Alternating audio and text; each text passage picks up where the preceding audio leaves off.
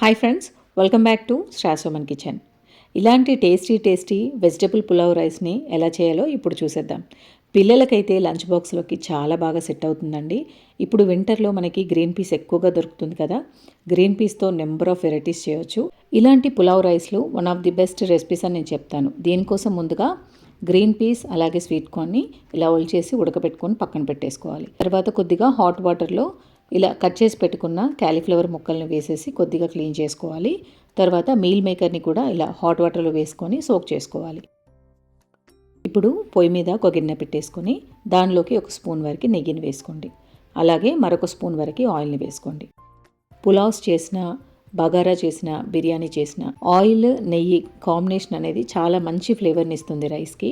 Oil కాగిన తర్వాత దానిలోకి కొద్దిగా జీరాని వేసుకొని చిటపటమన్నాక దీంట్లోకి బగారా స్పైసెస్ని వేసుకోండి. మీకు అవైలబుల్గా ఉన్న స్పైసెస్ అన్నింటినీ కొద్దిగా వేసుకోండి.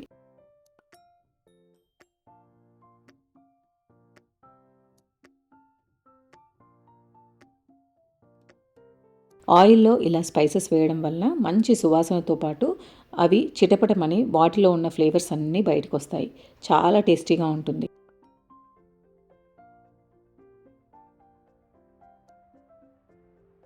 తర్వాత ఇందులోకి బగారాకుని కట్ చేసి వేశాను. అలాగే తగినంత కారం కోసం పచ్చిమిర్చిని కూడా వేసేసాను. పిల్లలు ఎక్కువగా తింటారు కారం అనుకుంటే ఇంకొక 2 పచ్చిమిర్చి వేసుకోండి. తర్వాత దీనిలోకి చిన్నగా కట్ చేసిన బీన్స్ ముక్కలు, కట్ చేసుకున్న క్యారెట్ ముక్కల్ని కూడా వేసుకోండి. హాట్ వాటర్లో క్లీన్ చేసుకున్న క్యాలీఫ్లవర్ ముక్కల్ని వేసుకోండి. గ్రీన్ పీస్ అలాగే స్వీట్ కార్న్ కూడా వేసేసుకొని తగినంత సాల్ట్ వేసుకొని మగ్గించుకోండి.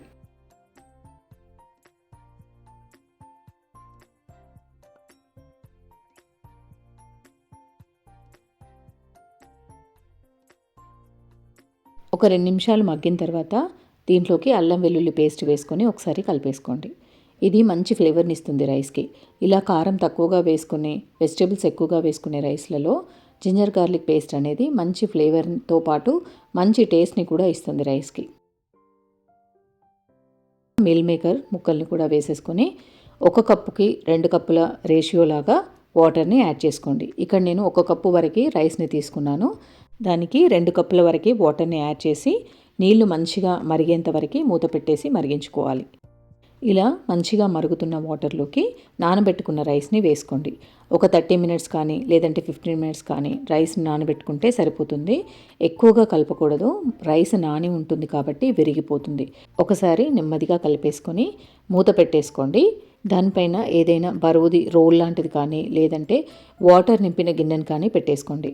ఒక 8 నుంచి 10 నిమిషాల్లో సిమ్లో మగ్గించుకుంటే రైస్ అనేది పర్ఫెక్ట్గా అవుతుంది.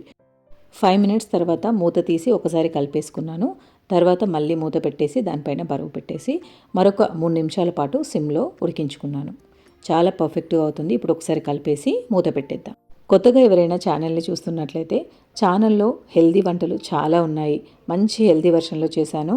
బ్రేక్ఫాస్టే కానివ్వండి, స్నాక్సే కానివ్వండి, లంచ్ కోసం కర్రీసే కానివ్వండి, ఇలా చాలా రెసిపీస్ ఉన్నాయి. ఒకసారి చెక్అవుట్ చేయండి. పొడి పొడిలాడుతూ వెజిటబుల్ రైస్ రెడీ అయిపోయింది. చాలా టేస్టీగా ఉంటుంది. పిల్లలకైతే బాగా నచ్చుతుంది. పిల్లలు పెద్దవాళ్ళలాగా కూరగాయలతో చేసిన కూరలు ఏవి తినరు కాబట్టి ఇలా వాళ్ళు తినగలిగే కూరగాయల్ని రైస్లో వేసి పులావ్స్ లాగా చేస్తే పిల్లలు బాగా ఇష్టపడతారు. సో చూసారు కదా ఫ్రెండ్స్, వీడియో ఎలా ఉంది? చెప్పడం మర్చిపోయాను, దీనికి రైతా మంచి కాంబినేషన్. వీడియో నచ్చితే తప్పకుండా లైక్ చేసి షేర్ చేయండి. మరిన్ని హెల్తీ వంటల కోసం నా ఛానల్ని సబ్స్క్రైబ్ చేసుకోండి. Thank you.